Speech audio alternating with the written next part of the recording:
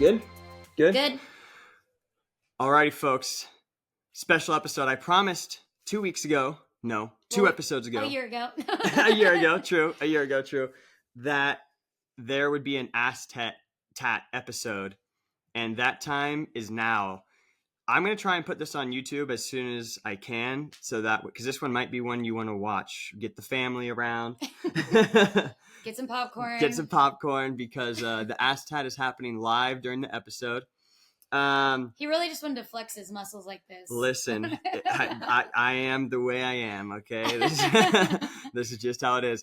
And with me, I've got the homie, Roby Robes. Hey. Roby, you want to introduce yourself real quick? Yeah, I'm Roby. I mean, I guess my full name's Elizabeth Roby, but everybody calls me Roby. I don't think I've gone by Elizabeth since I was like 2. But yeah, a fellow coach along with Jake here. Brother, sister from other misters, but people think we're brother, sister. Yes. Yeah. Did I tell? Yeah. One of the members.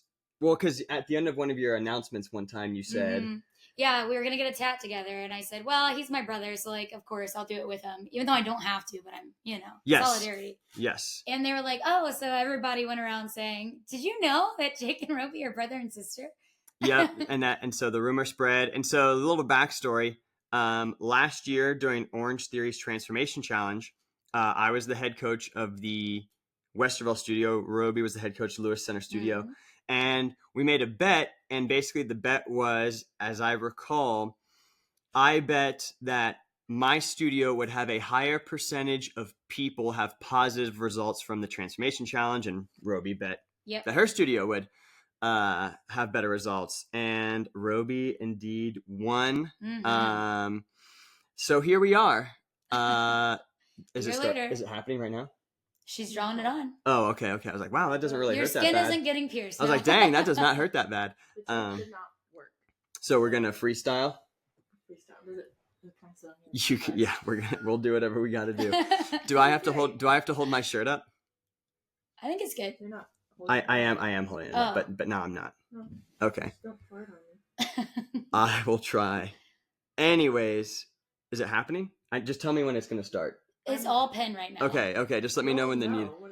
Are you nervous? But no, I just want to know when it starts so that. So you don't your voice doesn't crack on. Or so I don't spill anything. I just want to know. Yeah, before you pierce skin, let them know.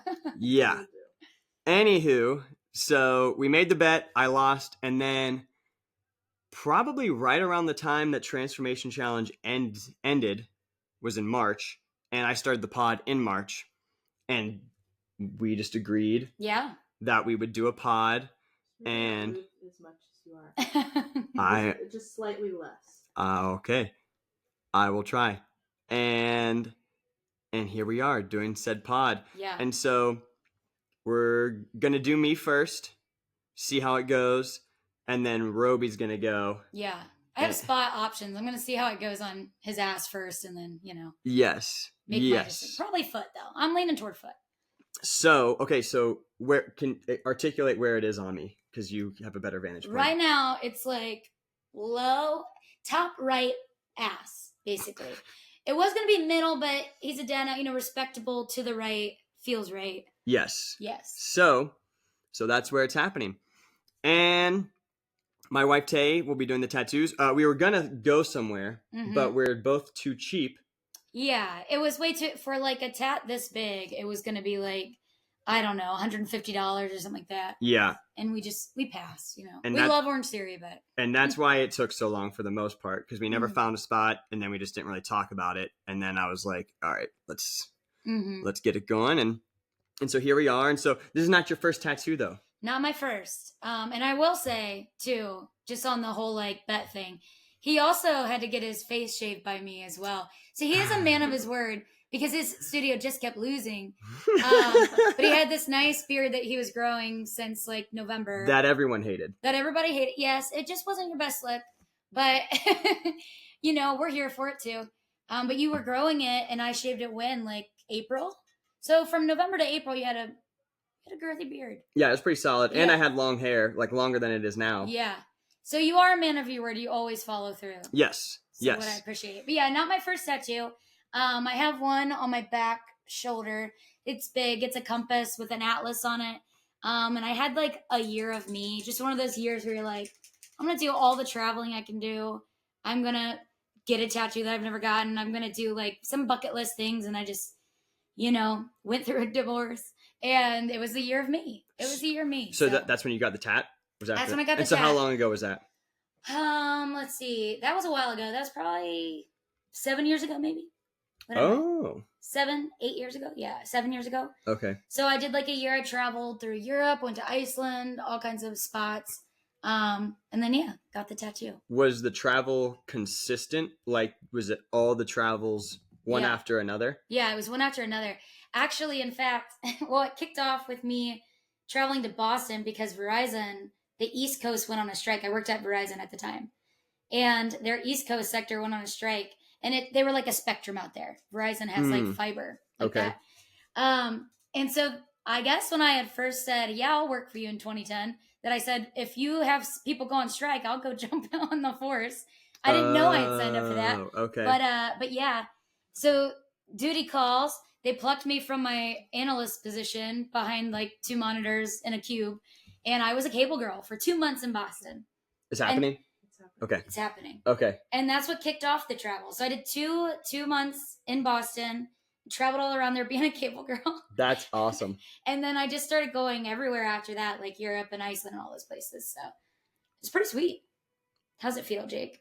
It's not terrible. You made a little wincy face. I did. I mean, it's poking me. Mm-hmm. So. But I've like always had the travel bug. It's just a matter of like getting the time and of course money. But my first travels were in high school. Went to Costa Rica for school for a while. And hey. did a bunch of that. Love Costa Rica. Pure Vida, baby. Pure Vida. And it's just good vibes, Very easy living. And I just, saw a lot of things, did a lot of things. It was great. Got schooled by a lot of kids in soccer in Costa Rica. Oh, sure. Yep. And then in college was when I did my big like Africa trip. That was kind of okay. About. Yeah. So how long were you in Costa Rica for? I was in Costa Rica, I think 3 weeks it was. Oh, wow. Yeah. Yeah. I did 11 days in Costa Rica my 5th year at OU. Oh, sweet. It was like an ecotourism trip, and we did some backpacking. Uh-huh. Super awesome. Super awesome. Love, love, love. The only thing that like would happen in the mornings was the howler monkeys would like come on your window and be like screeching. So it's didn't real. Get much sleep. But yeah. And like coffee is like such a big part of the culture. We were drinking coffee at like 3 p.m. Uh-huh. And they bring out, like if you're at a restaurant, they bring this, I don't know if you saw it, like a wooden stack thing with cheesecloth at top, and then they put the coffee in there, and then it brews through the cheesecloth. And it's interesting. Yeah, definitely a cool way of doing it. But that definitely is what got my travel bug started, was Costa Rica. So what, you're like 16 or something? Yeah. And I was like, okay, I want to see all the places. Like, this exists. We also saw Nicaragua, which was like definitely going through it, and still, they still are. So we went by the border and kind of saw some of that lifestyle. And Costa Rica was the same, where I'm sure you saw when you landed, you had like a million Ticos, Costa Ricans, like just pounding, wanting to take you on like tours and stuff. Oh, yeah. Yeah. At the airport, they kind of rush you because they're trying to get money. Tourism is like their moneymaker there. Yeah, 100%. So like there was a lot of that going on. And then we saw Nicaragua, of course, which had some struggling areas for sure. And I don't know, it just made me really want to see more things. I don't know too much about Nicaragua in terms of like any of the struggles going on. The poverty and everything, and third world pretty much, Sure. Which I haven't been there since then, but it was pretty rough. It was like an eye opener, from someone who came from a dairy farm in London, Ohio. So like, sure. I was like, what? Sure. So yeah, absolutely loved it, and then wanted to just keep traveling all the time. So there, when I was in Costa Rica, our guide, I can't remember his name right now, but his friends called him Nico because they said he looked Nicaraguan. Oh. And I was like, I'd have no idea. I would have no clue. I had no idea. I was like, oh, what are those traits? And I mean, I don't remember what he said, but I thought that was pretty funny. So you said you went through school? Yeah, I went through school. We had like a big group. It was like a lot of us that were pretty much fluent in Spanish at the time. You were fluent in Spanish? At one point I was. Wow. Now, don't have a conversation. I won't, Can you read it at all? A little bit. Yeah. Yeah. I feel like But, reading is easier you for don't some use reason. it, you lose it. It's 100%. a very real thing. So yeah, I was pretty much fluent and then went there and talk the talk and had all the conversation. They still have a different, there's like dialects to it, right? So what they say would be different than like maybe what they would say in Mexico. So like, for example, saying like underlay to like go is not a thing. Like in Costa Rica, it's vamos. You say vamos. Okay, and they take offense to some of the ways that you say certain things. Oh. Because like I was on a horse. This is pretty cool. I had a mom horse and I got to adopt a baby horse while I was there. So there was some horse I guarantee he's still alive named Antonio, and his mom says Elizabeth Roby. That's hilarious. But yeah, I was like, I don't know. It's probably from TV too, but like underlay, and they're like, never, Absolutely not. absolutely not. It's vamos. So that's like let's go. Yeah, like let's Yeah. go. Yeah. Mhm. Vamos is like we go. Let's go. Mhm. Yeah. Mm-hmm. That was a great time. I had a blast there. Nice. And So all the things. so when you went to Europe, did you Yeah. start in Iceland, or what was that about? And how many? So if you were 16, how old were you when you went to Europe? So I did Costa Rica. So like the timeline is like Costa Rica in high school, Africa in college, and then the year of me. Oh, okay. Well then let's hit Africa first. Okay. Then. So Africa was in college. I went for 2 months during the summer, and it was a program that one of our professors started because he did the Peace Corps there after he went to school, and just like fell in love with it. So the name of the country is Lesotho, and then it's basically surrounded by South Africa. Oh, so super far south. Yeah, so they gained their independence. So yeah, you go into Johannesburg and then you drive. I think it's like 8 hours. I think to Lesotho. They gained their independence, and it's very much like from South Africa. Mm-hmm. Gotcha. And they're like tiny, and they're just swallowed up by it. So there's not a lot of coming out or in for the most part, but like people are allowed to go in and help. A lot of like the dads and stuff would go maybe to like Johannesburg to work and then just send money back to Lesotho. It was very hard to come back over. So it was very interesting. We did a lot of work with like the villages and like putting up community centers, playgrounds. I was the artist on the trip, so I led a lot of the murals that we did. So there was a community center. I did a mural. There was an orphanage I did. There was a therapy center where we did a bunch of murals on like one of the walls, and it was basically things of their childhood that could like help them identify with certain memories that they might have and be able to open up and talk more. And yeah, I got to do that. So the art had a purpose. The art had a purpose. Okay. Yeah. And so I got to do some of the murals with kids. Well, I got in trouble for that, actually. They wanted just me to do it with like a few of our students. And then some of their, I don't know if you want to call them patients, but really just like the people who lived there and sought help there came into the room. And I have my like view of what they know as a kid is this, right? Mm-hmm. Like to be able to do a mural correctly. So I really talked to them for a while as much as I could. And then started painting. But they were helpful. They helped me change certain things. Like even just the body type is different from like how I was painting to like, so it was really interesting. Like, is it actually different, or is it like the way they want their art done, the body type is different? Like, does that make sense? I think like a lot of them there are a little more slender and have different features, which like I might not have been paying enough respect to. And so we just kind of talked through that, and it was really fun to get their input. And that was like one of my favorite projects, was doing that mural. And we didn't have the best tools, paintbrushes, so a lot of it I did with Q-tips and Sharpies and paint. Wow. So it made it work. We made it work. But yeah, that was by far like one of the most rewarding trips I've ever been on. From like, daily we'd wake up at 6, and I played college softball, so we would go training. I went with a lot of softball players. So we go on a run in the mountains because it is South Africa. So like tons of mountains around and mountain ranges. And our summer is their winter. So when you woke up, it was like snowing a little bit. Oh, mm-hmm. Gotcha. And then by the time you hit noon, you were like stripping clothes off. The sun was out and like everything melted. Okay. But it was really cool to run around there, run the mountains. And then by the end of our run, there would probably be about 30 kids that were running behind us. Oh, Rocky style. Smoking us. Uh-huh. But like, yeah. So I had a lot of cute moments. Mm-hmm. I had a lot of cute moments like that. And they knew like when they saw us that we were going to help them. So they were all very excited to see us. Pretty stoked. Yeah. So you said there's a lot of softball homies there. Was that just like a softball trip, or like how No. so how did you guys get involved in this? What was that like? Yeah, so it was a pretty like it was a shutdown trip. You had to do a process to get accepted basically for the trip. So you had to do an essay. I think there was like maybe one other thing, and then he took a group that he felt was gonna like, make an impact there. So not everybody got to do the trip. So it was some softball players, but it was a wide variety Okay. of people. So I had a lot of good memories of just meeting new people too. But yeah, it was a great time. It was eye opening for sure, and a lot that particular place where we went. I forget Roma. They had a 40% orphan rate due to AIDS. So and No. HIV, yeah. So like the head of a household was like 14 years old. Get out. It was wild. There's no electric, nothing like that. So it was just another one of those moments where it's like, how privileged are we, And Sure. Yeah. Oh, yeah. I probably cried like 50,000 times. I also just felt bad there because I'm on this complex that does have electricity, and a couple people from Europe came over and like started it up, and we stayed on their complex, and then we went out, and it was gated. So to just kind of like be in this gated complex, then going out to help them, separate from all of I that. had feelings, but I also understood it too. Like they had to protect us as well, and right, we were there doing good things. So, so yeah, I enjoyed every bit of it. That was a lot of what we did. We went to a few different places kind of around Lusu too, to just make an impact as much as possible. Mostly building. We did build a home, which was pretty neat. Yeah. So yeah. What type of things were you building?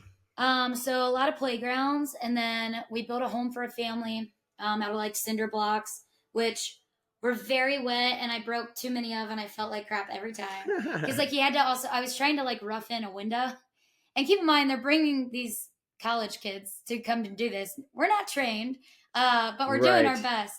So yeah, I was trying to like rough in this window, and every time I'd like try to chop off a little bit of a block, it was like crumble. Damn. Damn. I mean, I guess you take what you get, right? Like what you can. Yeah. It was the materials were interesting, but it was just the best people. There were a couple things that really like struck me as how little they had, but how happy they were. Mm-hmm. They were happy to see it. They were just happy to like be doing what they're doing, playing, all that stuff. They would build their own toys. It was like they just really had a zest for life. Mm-hmm. And I think like some of us take advantage of or for granted a little bit. Mm-hmm. And I also really love that like if a man and man were like walking alongside, or even like it didn't really matter who, they held hands. It was a sign of respect, and you were connected in that conversation, and you held hands while you did it. Oh. And my professor went, and his little boy was very young at the time, and it was the same thing for the kids. Like you held hands and they talked, and you like connected with each other on that way. And I just thought that was something pretty special. That's cool. I've never heard of that. Mm-hmm. Yeah, it was pretty neat. I loved that trip. He's talked about chaperones before with our alumni group. So I've talked about going back and being a chaperone, but of course now I'm a mom. Sure. So it makes it a little tougher, but. Right. Yeah. So what's the alumni group like? There's a bunch. He still does the trips annually. Okay. And he was doing a couple of summer, but it might just be one now, just due to funds and things like that. But yeah, it's a huge network. It's massive. He's sent so many people over there. Wow. Yeah. Do you know how the town is doing now, like the place that you were in? I think they're doing well for everything that they have. I think like that whole infrastructure still of like electric and things like that, and getting some things like I don't want to put an opinion on how they're doing, but I think somewhat the same, but they have more resources available. Okay. Which is kind of what a lot of us were coming in to do, Sure. The kids will have a spot, like a community center to go to, like a central spot to play with things that maybe they don't have at home, and, stuff like that. Do you know at all if like the AIDS crisis has improved at all there? I don't know. I haven't like kept up on it as much as I should have. Mm-hmm. It was a long time ago, right? It was a long time ago. Yeah. Mm-hmm. I do know that they were trying to do more things to try to like curb the transmission. Mm-hmm. But so much of that is kind of shut down at a government level or like, a royal level. So I think some of the means that might have been available wasn't always getting approved. Is it like a king situation? Yeah, okay, yeah. Gotcha. Monarch. Mm-hmm. Okay, interesting. Yeah, unless that's changed, but that's how it was when I was there. So. And how old were you? You said it was college, but do you remember how old you were? College, I was 20. Wow. I graduated college 21, so I was young in my grade, but yeah, I was 20. Okay. Did you if you can remember, did you have like a major takeaway when you came back? Was it just the gratitude thing? Like, oh wow, they're all so grateful? Or? I think that, yeah. Uh-huh. Yeah, I think like I've always been pretty grateful for everything I've had because I had a dad that built his own business from like literal ground up. So like I've always watched hard work happen. And so I've had that kind of like gratitude just for watching hard work and just being like grateful for the things you have. But that was next level. So I would say like even leaving, I was just like the small stuff, just like don't let it phase you. Yeah. Like, don't let it phase you at all. Even when I went into like my career after that, I ended up kind of moving up quick and managing a lot of people and managing a lot of escalated situations. And they were like, how do you just stay so like calm and positive about it? And I'm like, because there's a lot more going out there. It could always be worse. Yeah. And like I was at Verizon. So this guy's like screaming at me about not getting an iPhone upgrade. And like, I'm just going to laugh at that a little bit. Yeah. Yeah, for sure. It's like, dude, you'll be okay. Yeah. I even had a guy that was so pissed off at me show up at our business, like waiting for Elizabeth Roby. Like, is she coming out? Oh boy. It was crazy. The things people do for their phone. It was crazy. Wow. It was crazy. And that was like, I mean, when did that start? When did you start doing the Verizon? I started Verizon 2010. I mean, because that was like, I mean, smartphones were a thing, but I think they started coming out like the Storm came out in like 2007. Yeah. You know what I mean? The so like, Thunderbolt. Yeah. So like they weren't like as crazy where it's like now it's. It really was just a BlackBerry at the time. That was like the smartphone that was out. And then they started, of course, like they just got more and more robust. So yeah, Verizon was a whole journey. But yeah, you were doing that for a while. Before we talk about, we can talk about that. Let's hear about the Europe stuff though. Yeah, so Europe was very cool as well. That was the year of me. And I did the 2 months in Boston, which was like, ooh, I want to see more things. Were you like living there? Like how did? Yeah, I was full on living there, and like it was strike due, so I was a scab. I was one of those. What's a scab? A scab means you're crossing picket lines, you asshole. Gotcha. So like all the men that had went on strike for reasons that anyone could probably understand, they were at the gates of like where they worked, just picketing and on strike, had signs and all that stuff. So they see this tiny 5'2" like girl coming in to do their job, and they just laughed hard at me when they saw me. But yeah, they sent us out for a 2-week training, and then I went to Boston and did all the burbs out there. Sick. Yeah, so like traveled all around, stayed there. But I worked 7 days a week, like 14-hour days. It was. Oh wow. It was crazy. That's a grind. It was a grind, but like I made so much money, and so I was like, sweet. Now I'm just gonna go see what I could see. So, and then I bought a house that year, and in Boston. No. Oh, okay. Okay. What? I have to edit it a little bit. Do you want to? Yeah, that looks good. She fast. That was you did it? No, I gotta fill in. There's a couple like just little gaps I need to fill in. Yeah, it looks good. Yeah. Oh yeah, more life, baby. More life. That's the slogan for that was slick. That was slick. But yeah, so Boston. So yeah, So you bought a house. Where'd you buy a house? This was Grove City. This was like a flip. So I've done like. You've had a lot of roles. I have a little bit of the ADHD. So like I've had like 20,000 job roles. But yeah, I've done a little bit of everything. But Boston was cool. Went all around there. Knocked on the door. Had a hard hat, the tool belt, everything. Was like, hey, I'm your cable girl. I had no business doing some of that stuff. Sure. Oh, I'm sure. But it also was kind of at the same time, like I'm kind of a little bit of a daredevil. So like some of the slack climbs, you put this big ass ladder up on like a power line. Oh, that's to badass. go get some of the fiber lines. And that I felt badass. I mean, when I was up there at the top, I'm kind of thinking to myself, like, what am I doing up here? But I learned a lot about myself on that trip. And then I had some of the picketers like coming to my ladder screaming at me. And I was like, okay, guys, you want to hold that ladder while you yell up at me? What kind of stuff would they say?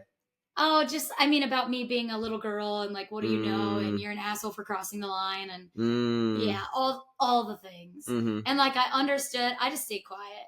I understood, but I didn't understand. I was maintaining their job, for them to come back to. So, there's a little bit of that. Because you only did it for that amount of time. For 2 months, and then the strike was over because they're unionized, which we didn't have here. Okay, so you knew going into it. Yeah, I knew there was going to be some hard feelings. my Boston was not as bad as like, so in New York, some of the cable people there are backpackers and they have to have all their tools in their backpack and like go to different things because it's New York. And so they were getting followed on foot quite a bit. Oh, that sucks. Yeah. Super. I mean, it was a very interesting job, but I worked really hard, made a lot of money, and I was like, okay, now I'm going to go and like see a little bit more of the world. So me, 3 other sorority sisters.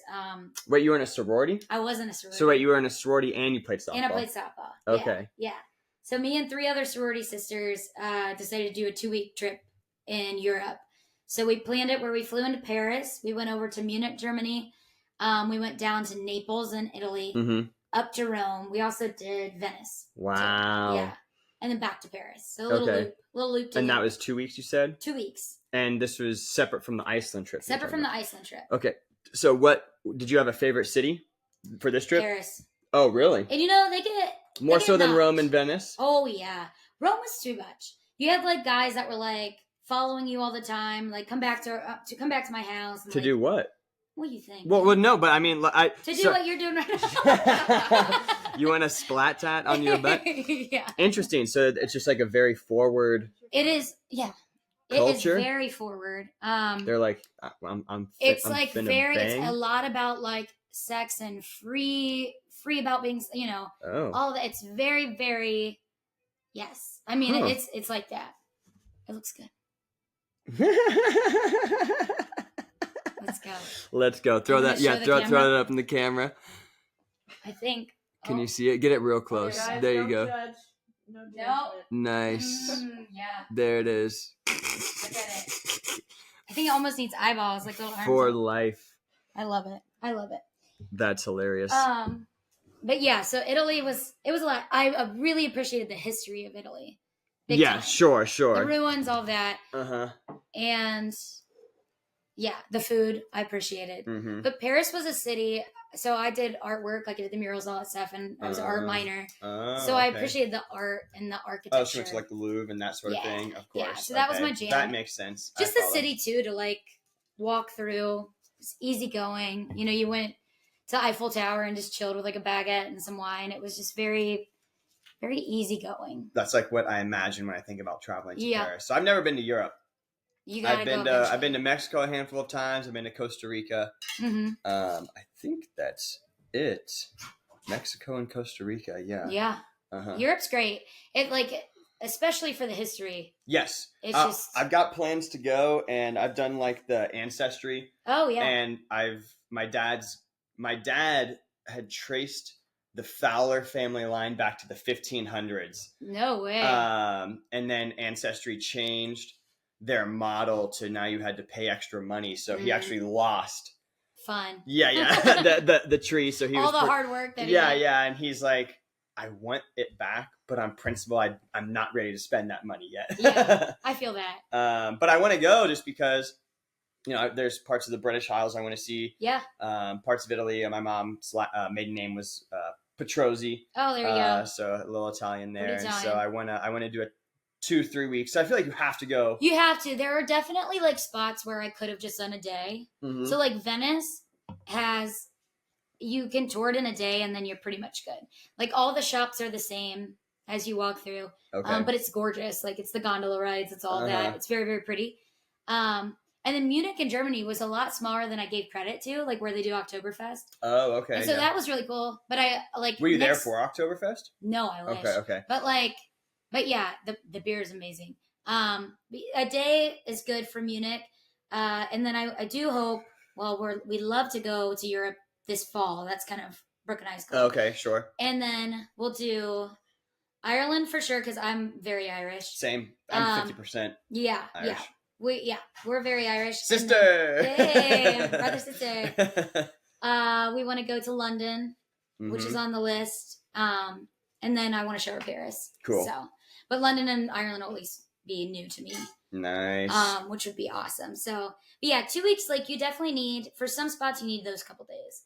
And like to give yourself that ability to break out of the bigger cities and like actually immerse yourself in more culture, I think is important too. Yeah, find the little hole in the wall spots, the cool little towns, that sort of thing. Yeah. Yeah, 100%. It was awesome. So that and then Iceland. Iceland's a funny story because in the year of me, I was also online dating. Nice. And I was down in Texas working a lot for Verizon, also in Boston, but also Texas. And I like online dated with this guy and met him, and he was awesome. We like hit it off. And we never dated, nothing happened of it. Like even when we hung out, I don't know that we really called it a date. It was just one of those, it's a kindred spirit type, like just we were the same human, I feel like. Okay. And so we talked, it was like pen pal situation from Texas to Ohio, you know?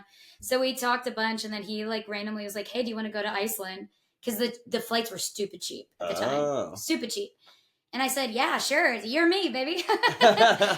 And so we did that as well. But I did get one of my friends to go with me. So it wasn't just like, so he got one of his friends. I got one of my friends. Oh, well, that's nice. Yeah. And it wasn't. That's safe too. Good travel practice. You know what I mean? Good travel practice. And we all just became like such great friends. It wasn't like a double date situation. It was like 4 friends. It was one of the best trips I've ever been on because everybody was so easygoing.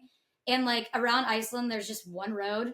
Route 1 is what it's called. Oh, that's awesome. And you just take off. We rented a car, filled up with snacks, like stopped at some Airbnbs and saw as much as we could. So it was sick. I loved it. Did you get to see any like the volcanic, isn't there like dark volcanic soil? Yes.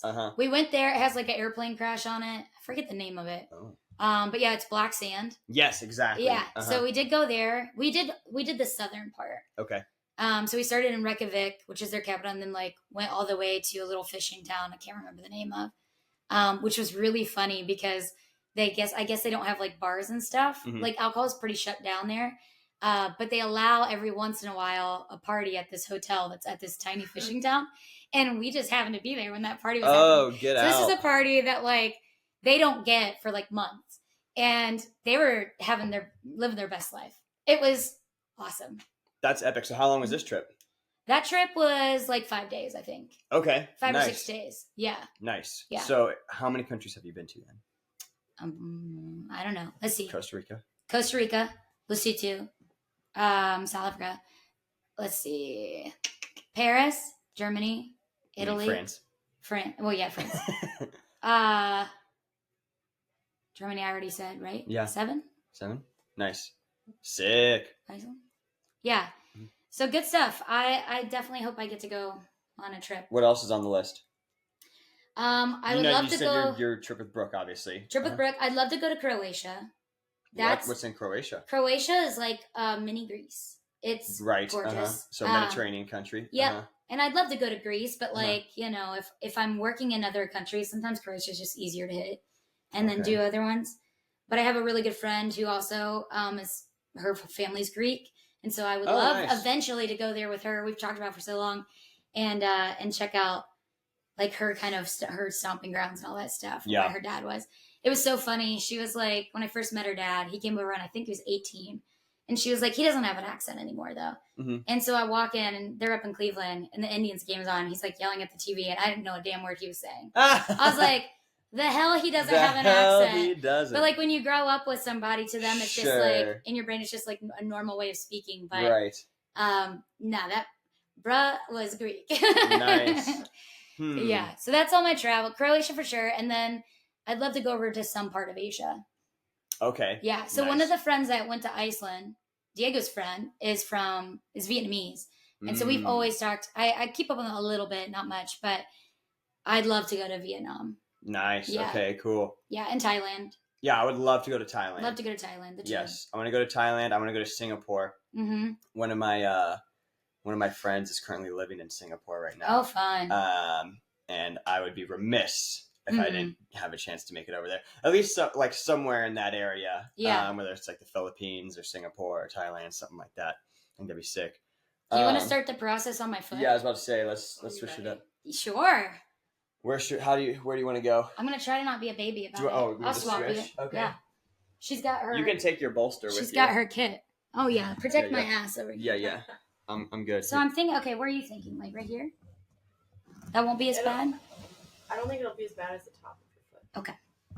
Interesting. There's gonna be some flinching. I'm gonna try not to cry. Listen. You just move it wherever you need it. I've never gotten my eyebrows threaded. I don't even know what that means. I've seen it, but I've never. So it's literal. They take a thread and they just like pluck your eyebrows out with that. Like they kind of. They like tie it in a knot and that's what gets it. But they're so good at it that they can do like a line as they're like ripping the thread through. Anyway, I don't know. This was part of my girly journey. And Brooke took me and I cried. Well, it also like hits your like nerves and I don't know. It's like a sensitive spot. So like naturally I was like watering, but no, I was like full blown. She's like, the person doing it was like, "Are you okay?" I was like, "No, I don't know." And then we just went by there. She's like, "I got to get my eyebrows done." I was like, "I'm good on that torture. Like that is all you." Yikes. Wow. I didn't realize it was like that. Yeah. Beauty's pain. That's what I was about to say. I feel like there's so many things that not all women and always women, but mostly women do that are just like incredible, like waxing. Yeah. No, I don't do that either. Yeah. No, I shave maybe like 6 months. There you go. There you go. Yeah. I don't that's not something I would ever get behind. But I don't really have any sort of societal pressure to do so. Yeah, I hear it. So, yeah, I got some traveling on the books. We'll see what happens. Nice. But it's definitely shaped a lot of, like, you know, who I am and what I've done and all the good stuff. How do you think it shaped how you're... Is that comfortable? How you are as a mom at all? Like... I think so. Yeah? In what ways? In a way of just, like...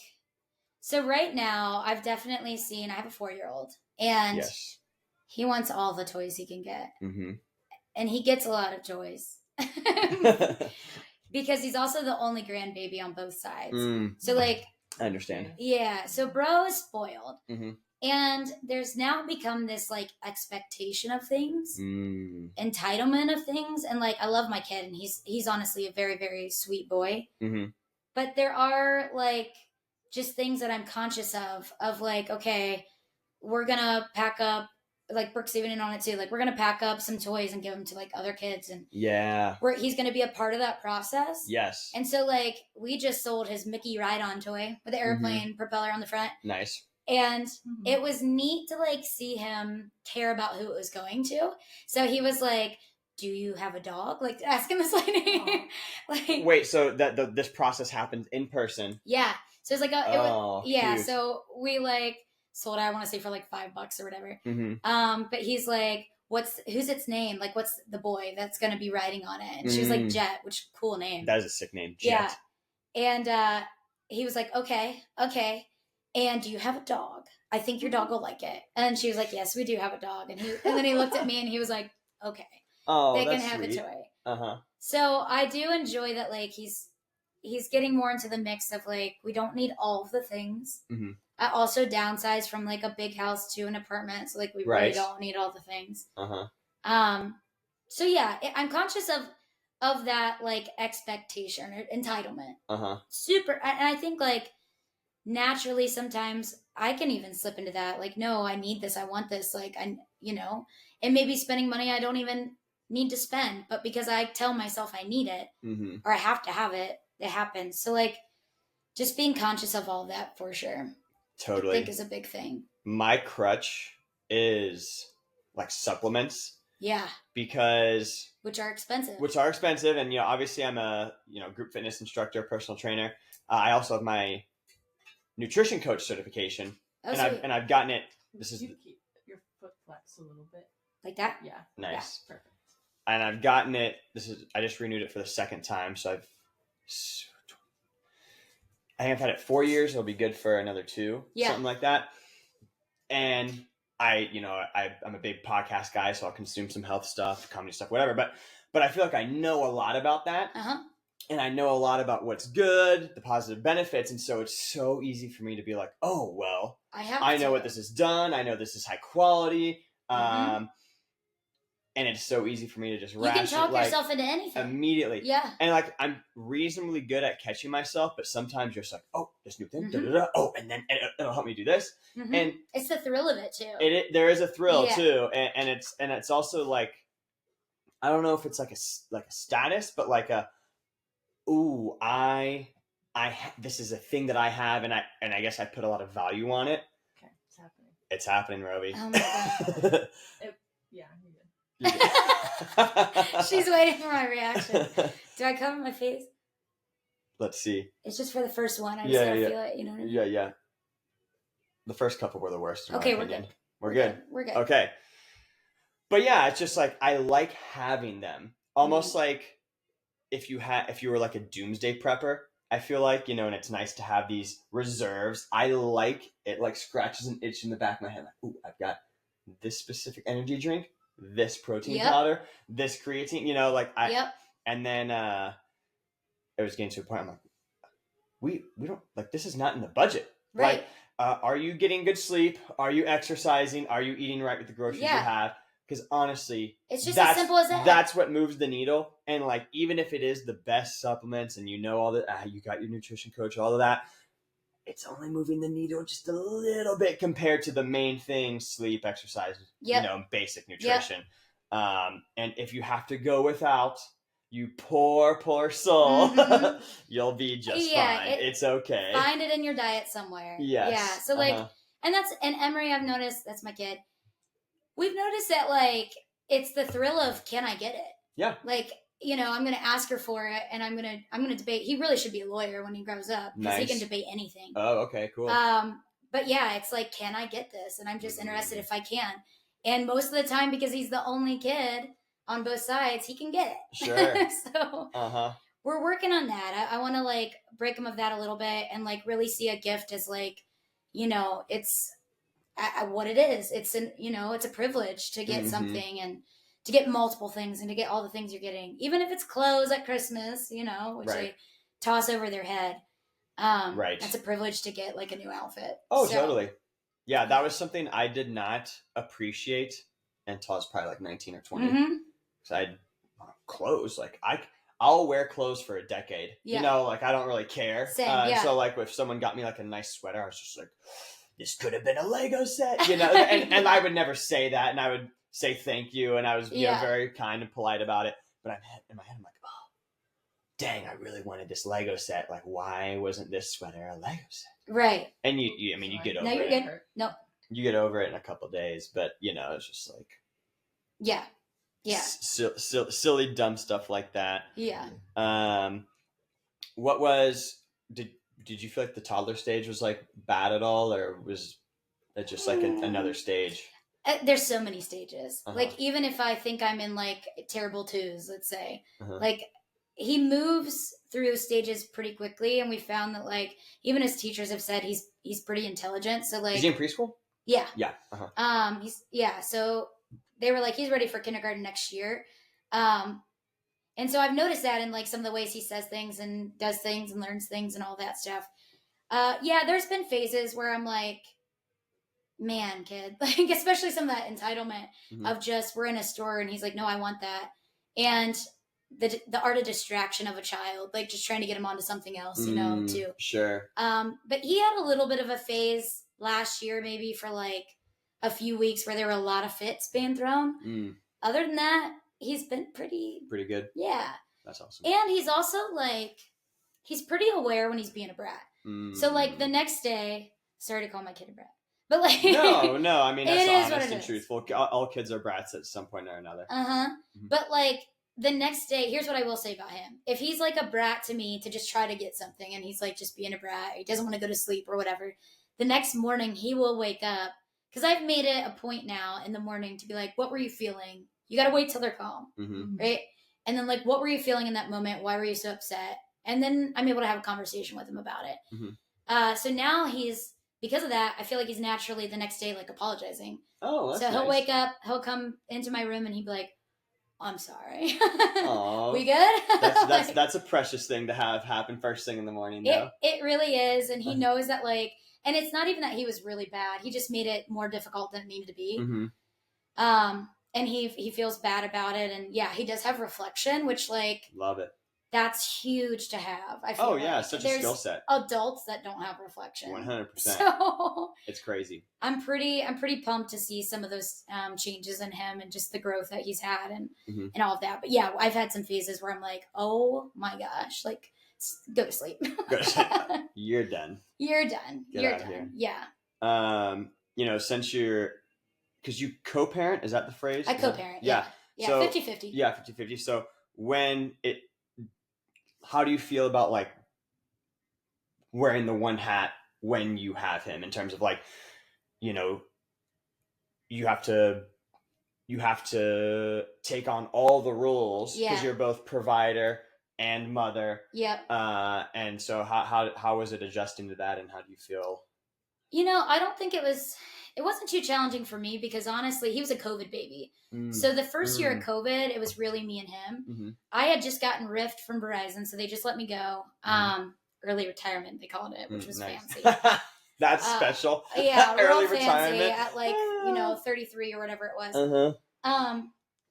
But yeah, so I was at home with him, and my husband at the time was like working and stuff. So I had a lot of like one-on-one time with him. Mm-hmm. And that was when he had colic and acid reflux and like all the crazy stuff. Oh, tough. So I feel like it wasn't that bad a transition for me. I kind of like went into that role naturally. The bigger challenge is kind of like the different ways, parenting styles. So like what might happen at dad's is like different than mom's, and like managing that different style where it's like maybe that's okay there, but not so much here, or whatever it is. 100%. Or vice versa. I'm sure I'm sure my ex goes through some of that too. But yeah, there's definitely, I would say that's the biggest struggle. Okay. Like when I have him, it's one-on-one, I'm good. But like when I first get him back, if there's or he's just like, at the beginning, I think he was still just learning the transition, which I will say went much better than I even thought. Like he was pretty easygoing with it. But yeah, I think there were moments where maybe he was just like kind of in his feels, but not sure how to articulate it. So it just came out in different ways. So it was, I was definitely sensitive to a lot of like what he was feeling and why he was feeling it. And now that he's 4, we've continued to have like just somewhat of adult conversations about like, what are you feeling? I mean, that's good though. Yeah. That open dialogue, I feel like, is a positive thing to have, yeah. especially since you said he's good at reflecting. I mean, someone who was able to reflect and say, oh, why was I feeling that way? Why did I do that? Oh, that's why I'm going to not do that, so I don't feel that way. I also think naturally when it comes to a child, we like put thoughts in their brain. We're like, oh, they're doing this because of XYZ. Or we like there's an over assumption. Yeah, there's always, we want to make sense. Like maybe it's a new behavior, right? Because they do go through phases so often. And we want to make sense of why they're suddenly acting the way that they're acting. And I think it's natural sometimes we're like, oh, well, he's feeling this or he's probably feeling that. And sometimes we naturally would just like try to answer the question for them of why they're feeling certain ways when you got to respect the age where like they can start communicating. You know what I mean? And I don't need to guess as to why and like try to fix it from an assumption and rather just like ask. I mean, they're very basic questions to try to get to where I need, but that's like been my biggest learning curve this past year is like asking the questions to get to, behaviors. Because he's 4, right? He's 4. Yeah. Because 3 to 4 is a big jump in terms of like language and also brain development. Yep. And so I guess it's not as much of a surprise that those conversations are happening, but if he's like pretty smart, he's so smart. I mean, yeah, he can have just regular conversations about all of that. That's so cool. It's pretty normal. And like he's even said like, well, sometimes I just want you both, like me and dad. And I get that. I'm like, totally understand. That's a fair thing to want. Very fair. Yeah. Because he also has best friends that like parents are together and stuff. And he's like, sees that. Yeah. Yeah. And he's like, oh, okay. And trying to understand it. So yeah, he's navigating all the things, but he's doing so well doing it. And just that open dialogue is like massive. It's big.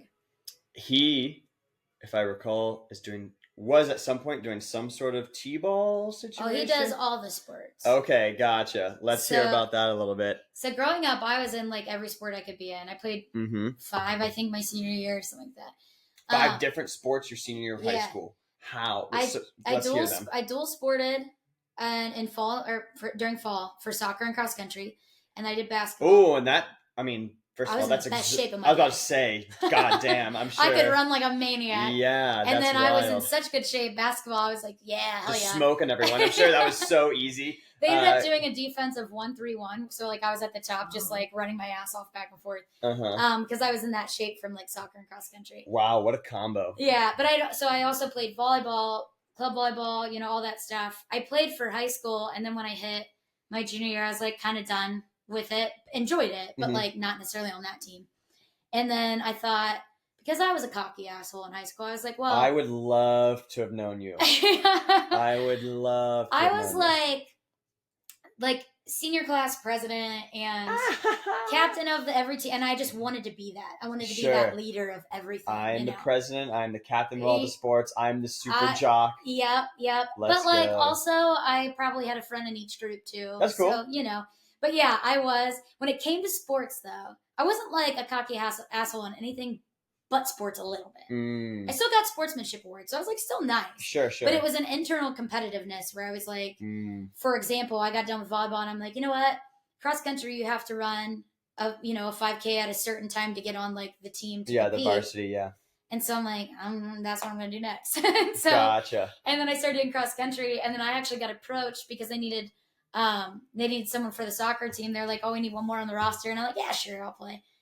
So did you do both practices, or how did that work? Yeah, so we would run for cross country, and then I would go to soccer after. Okay. Would you miss the beginning of soccer? No, it matched up pretty well. Wow. Yeah, it was pretty nice. And you just had to say which one was priority. So like if a meet and a game would like conflict, then I would say, okay, cross country is my priority. And that was the case? Yeah. Okay. Yeah. Because soccer kind of came later. They just wanted me to play.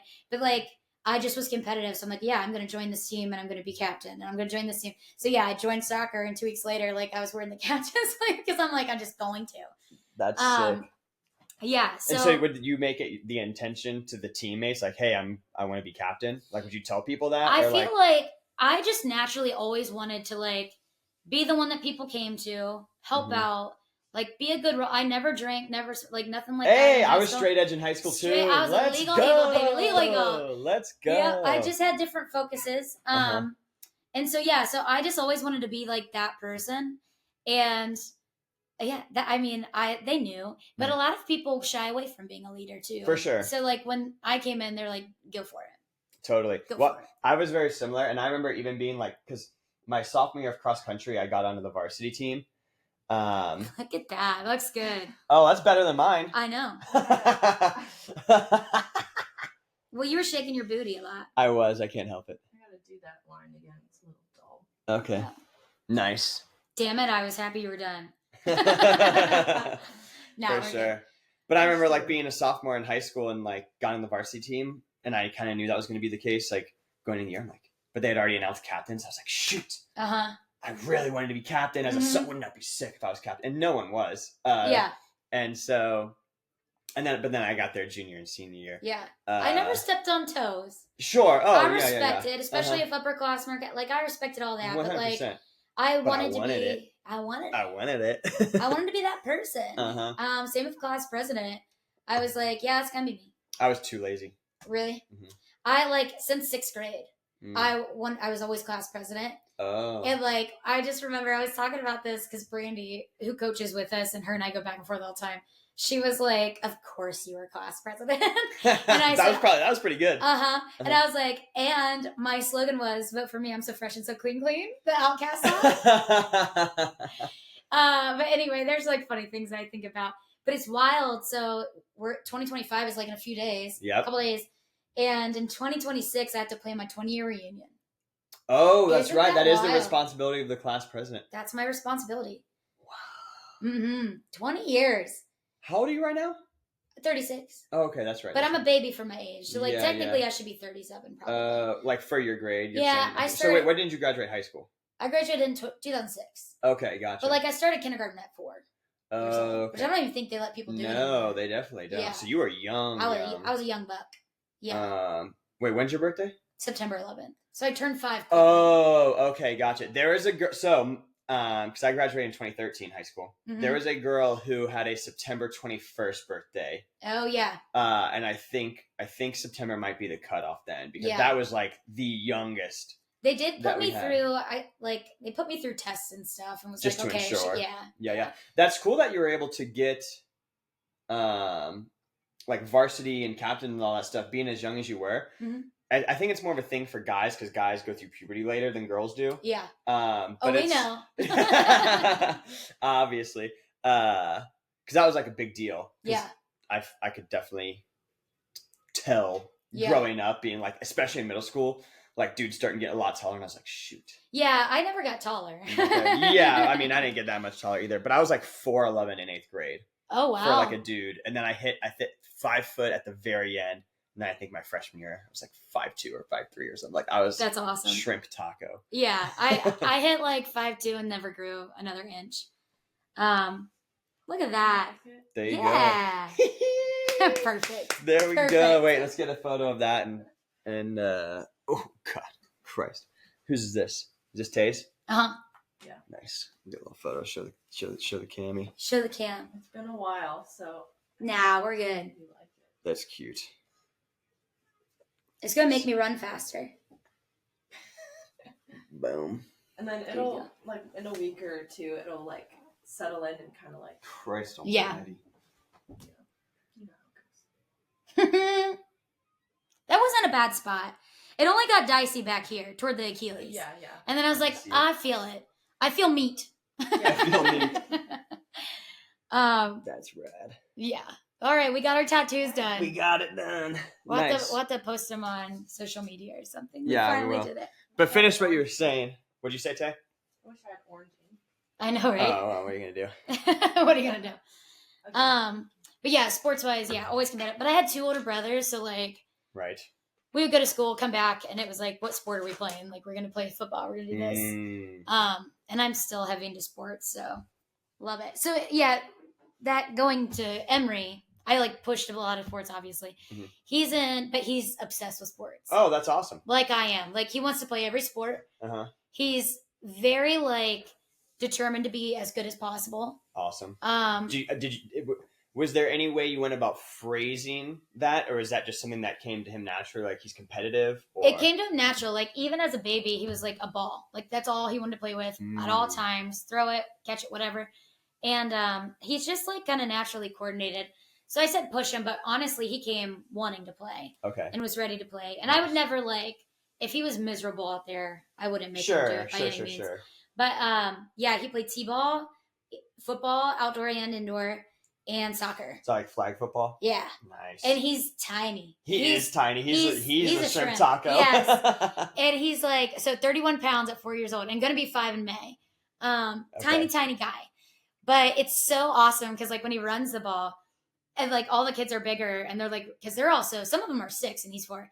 And they're reaching down for his flags, but it's like so far down. So then there would be like this pile of them all falling all over each other. And then he'll just like pop out of the pile with the ball and like still going. It's awesome. I love that. Yeah. But he has like really taken to the quarterback role. He wants to be quarterback. Okay. And might need to get a little taller. See over the other maybe, line. yeah, a little bit.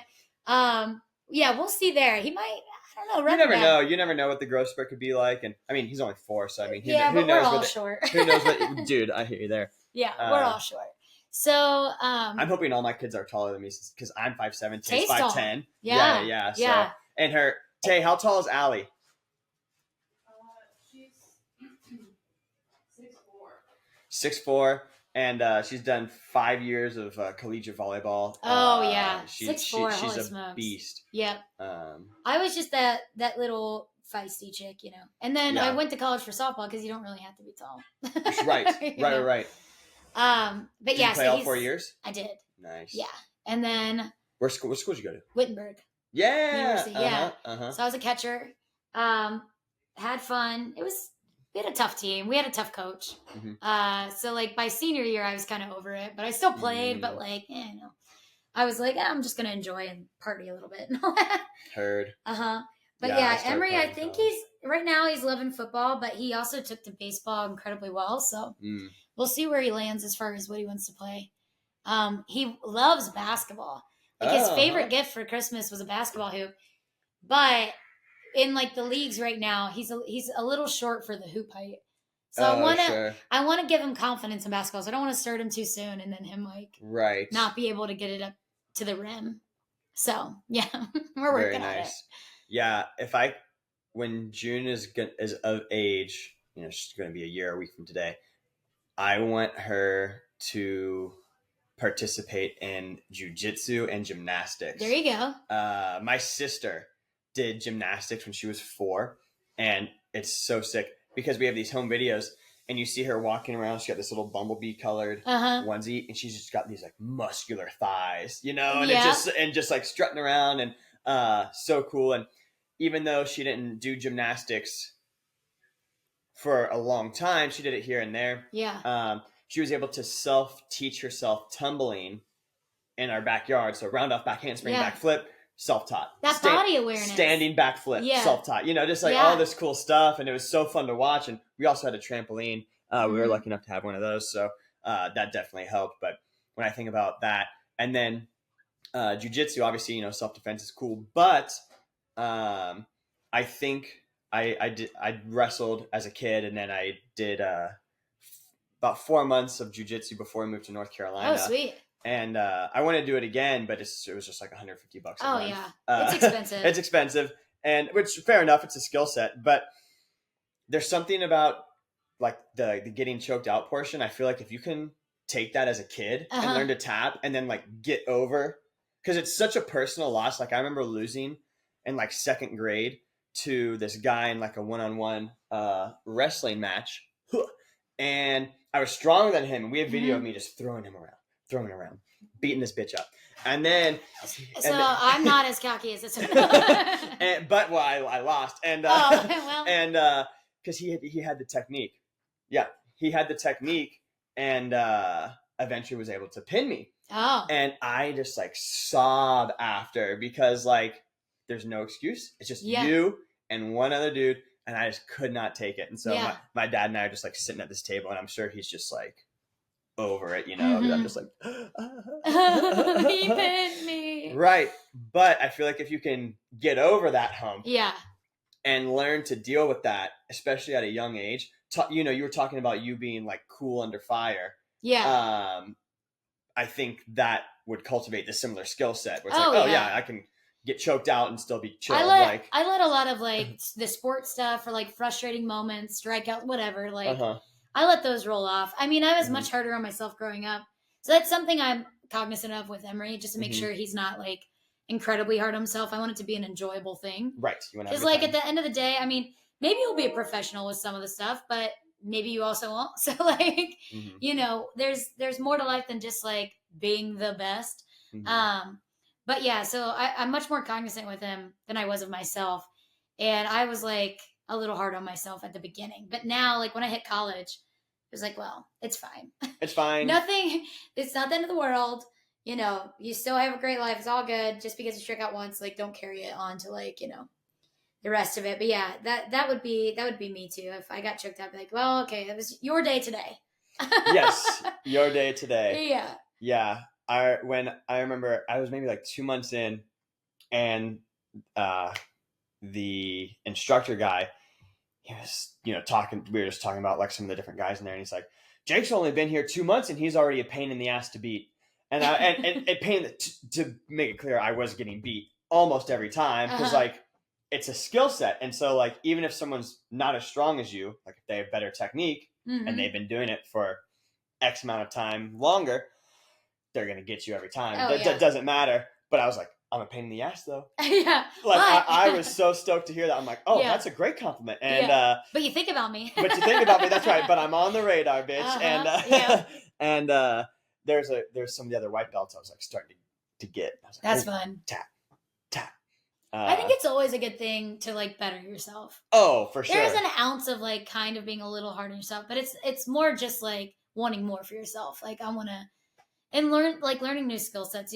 I think I've talked about like 10 jobs today so far. So for sure. Always learning something new is like the biggest thing about it, and learning more about yourself too, and how you do like rebound from things. Well, definitely, it's massive. And like when you put yourself in uncomfortable situations, you learn about yourself, and then also you adapt to them, and then they don't become uncomfortable situations anymore. And so like it might suck in the beginning, but putting yourself in those situations is also a skill set. Yeah. Even like if you're doing something totally new that you've never done before.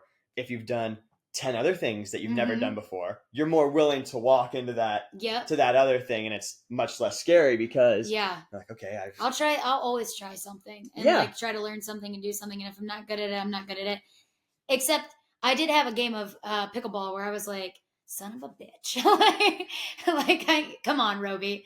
I recently played with like Nora. I don't know. It was like a month or two. nice. She's a manager at OrangeTheory. And like, I was playing with Brooke too, and we were both college softball players. But the problem is we're like also trying to hit it like a softball. Gotcha. Okay. So yeah, there was like there's some moments I need to check myself, you know? Sure. You're 36, it's okay. Yeah. Like, it's all good. My fine motor skills, like whether it's swinging a baseball bat or a tennis racket, I don't think are very good. I've never been very good at racket sports. I never really played baseball because I didn't like t-ball as a kid. Yeah, well, there. And so like I don't think I'm very good at that sort of stuff. That coordination. Yeah. Not to say I'm like uncoordinated. Like I have really good balance and I have pretty quick reflexes, but I think in terms of just like fine wrist movement and like knowing when to do that, not my thing. In high school, we did a pickleball unit, and this girl and I were on a team, and we were the worst team in the entire like I love it. however many week unit, and we thought it was You were just having so fun. we thought it was so funny, and like sometimes we would like, all right, we're gonna try this one. We were gonna try, and like we would do okay, and then like we'd start losing. We're like, all right, not our day. Not our day. Not our semester. None of them are. But you know, we're gonna keep doing it and having a good time. That's fun. How do you think? So obviously you're a coach. Yep. How do you apply what we were just talking about in terms of like getting people to try new things? Like, how do you bring that into your coaching? Into my coaching? Yeah. Yeah, I think like especially at OrangeTheory Lewis Centers where I am, like there's a lot of people that we have that are coming in for the very first time ever to anything fitness related. And they're learning their bodies, and that in itself, just walking in the door is like scary, right? I was scared. Yeah. The first time I took class, I didn't even know what it was. So we have a lot of people that like come in a little intimidated, you know, you hear the loud music. We do have some incredible athletes in that studio. So like you're watching them sprint and all that stuff. I think it's just being really just like understanding of where they are. We just had this in a training of like meeting people where they're at. Yeah. And that's like the biggest thing. So they're coming in, and you could see it when they're coming in to meet me for the very first time and do their class for the very first time. And it's the first thing, anything fitness they've ever done. They're finally doing it for themselves because they want to like feel better, right? For sure. You can see how scared they are on their face. And when you're talking to them, they're like a deer in the headlights. Their eyes go wide. And they're like, you want me to do what? Clenched jaw a little bit. Even I had a member that came in, never been on a treadmill, that was like, you want me to get on that machine? Like, are you kidding me? And I was Gotcha. like, And so just like, I don't know, I think because I always have done sports and it just kind of came a little more natural to me. But I also had two older brothers that pushed it. I like forget sometimes that it's going to be a bigger hurdle for others to like do certain things or like learn their body or lift a certain thing when I've been doing it since I was young. And then some of them weren't really able to when they were younger, you know, different cultures and things like that. They might not have been able to have that kind of fitness outlet that they can now as they're here. So I've like been super working on patience and not like, why can't you just do it? Like in my brain. Who's talking to me? I don't know. Yeah, I'm listening. But yeah, I think it's that. I think it's like the more understanding of why it might be that scary for somebody and what they might be actually scared of. And it's really just the unknown, and they don't really know what their body can do. You know what I mean? So I like when they surprise themselves and they're like, oh, I just did that, you know? That was something I had to work on, was people not being able to, just not having the self-awareness in space, the proprioception. Like if I were to show them a deadlift and then, you know, like you see the rounded spine and all of that. And I wasn't frustrated at them per se. I was just like frustrated at my inability to be like, oh my God, how do I explain in a finite amount of time? Because that's the challenge of being an OrangeTheory coach. It's not just being able to explain how to do it. It's having the finite time to explain them how to explain and to them really some of them, like, it should be a one-on-one consult, like, right, or one-on-one work, just to make sure that they're getting that move in a safe way. Right. But like, yeah, you got sometimes at Lewis Center, it's 39 people in there. Yeah. And big capacity there. Big capacity. And so, like, if it's full and you got 2 new people and this is their first time ever doing anything fitness related, and the treads are going, and you're timing, and it's 30-second efforts. Maybe there's a language barrier too, you know, like, there's all the things, and it's like, how do I keep this person safe?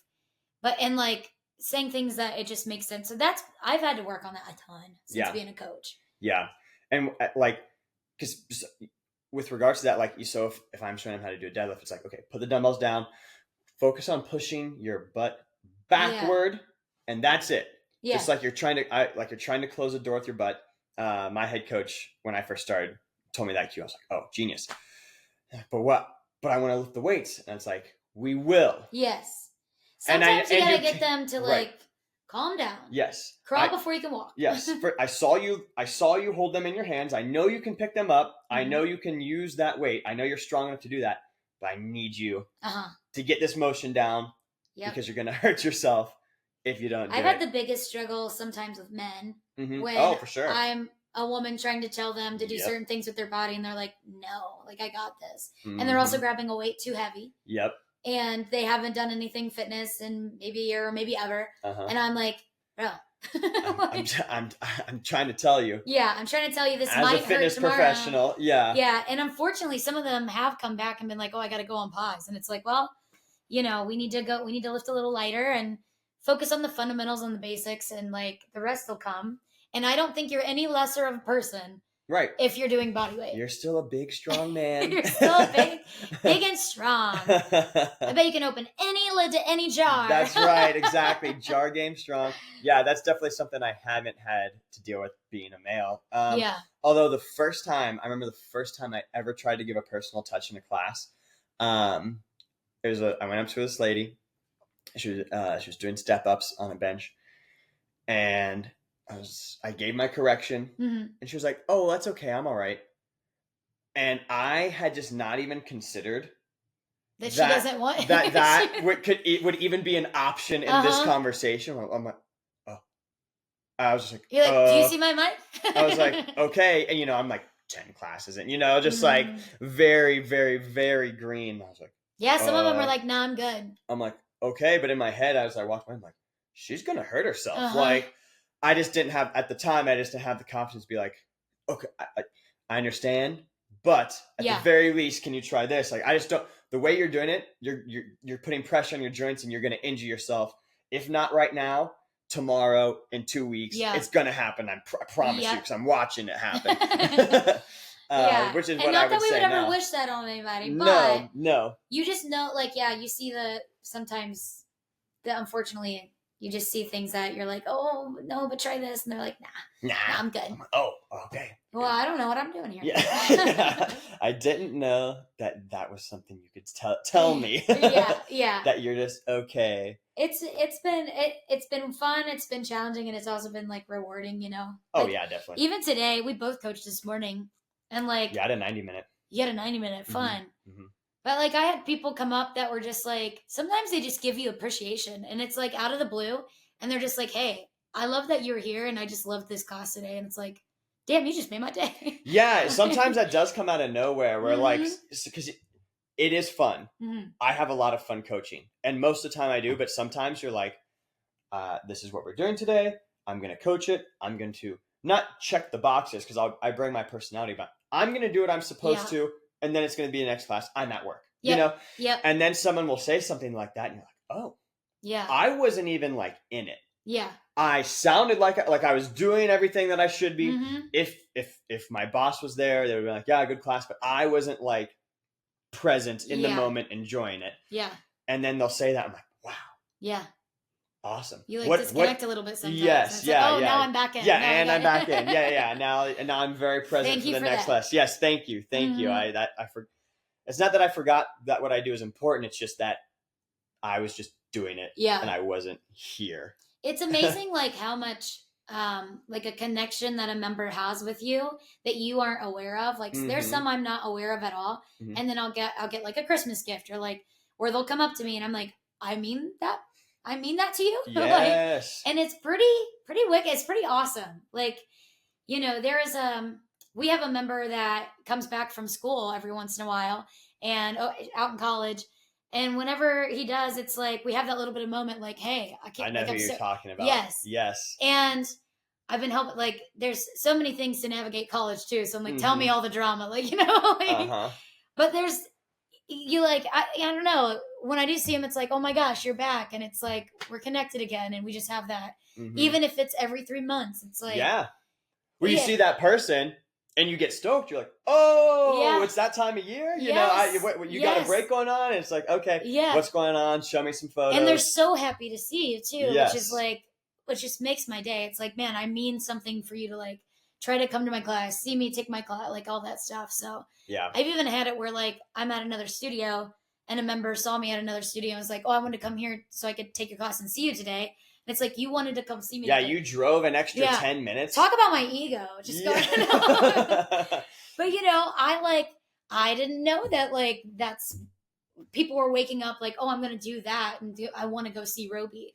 Right. You know what I mean? Yes, I that's very true because being a fitness professional, I don't need to go to class. Yeah. Granted, when I do, I'm always glad that I did because when the coach says, hey, can you give me a little more? I'm like, oh, shoot, I probably could. And so it does push me, but I don't actually need that if I want to achieve my goals. Some people are just on that habitual routine. Right. It's like 5 a.m., boom, I'm there. Yes. No matter who's on the mic.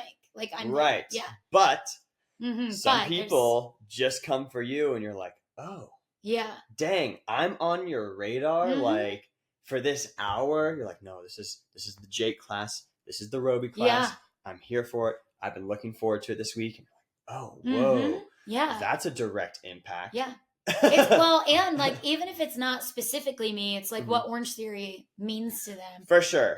Sure. That is their hour. The unplug. Yeah. And they're like so connected to it and it like changes their day, the course of their day sometimes. Like from how they woke up, then they take the class and they're walking out a lot. Like I've heard that too.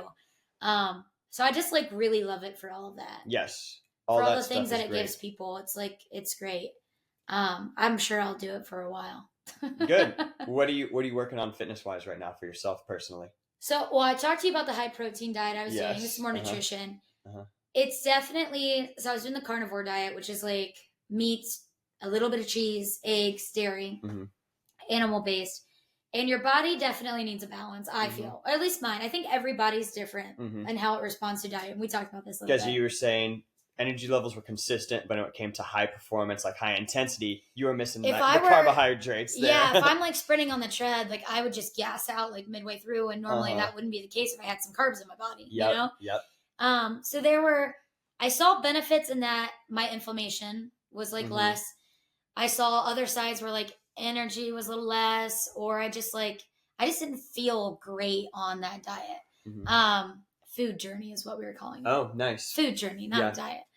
But I wanted to do it just to see, whatever. And I'm working on building muscle right now. So like leaning out and getting lean muscle is my number one. And it's funny because like it's always been getting faster. And then all that getting faster did for me is like break my joints down more. Sure. Too much impact. Yeah. And I played college softball as a catcher, so my knees are shit. Yeah. And like always being crossed we do out. have the flex deck that like is bouncy on the tread, which is nice. And it takes a lot. It definitely takes some of it out. It takes some of it out for sure. And I do feel good running, and I'll always run. Like I'll never not run. But it is hard on your body.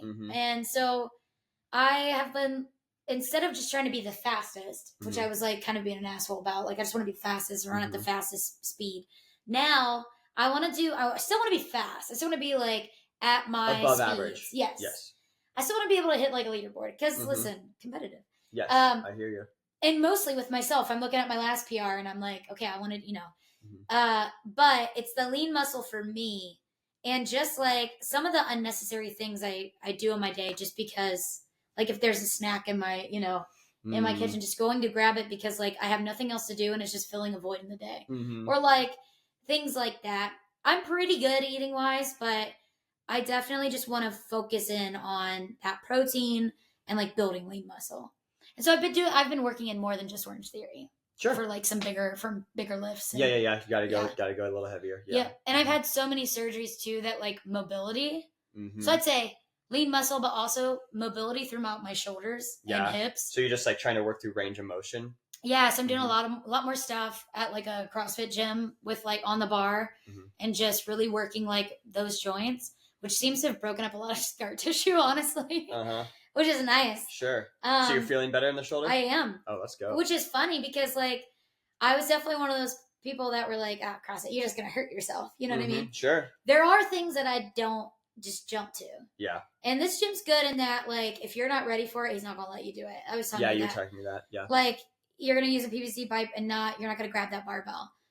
So I really appreciate it for that. But like it's some of those moves that I shied away from, and it's that whole thing of like being willing to do new things and seeing how your body reacts. Some bodies probably would not react well, but mine it just seems to loosen me up, like swinging on the bar and stuff.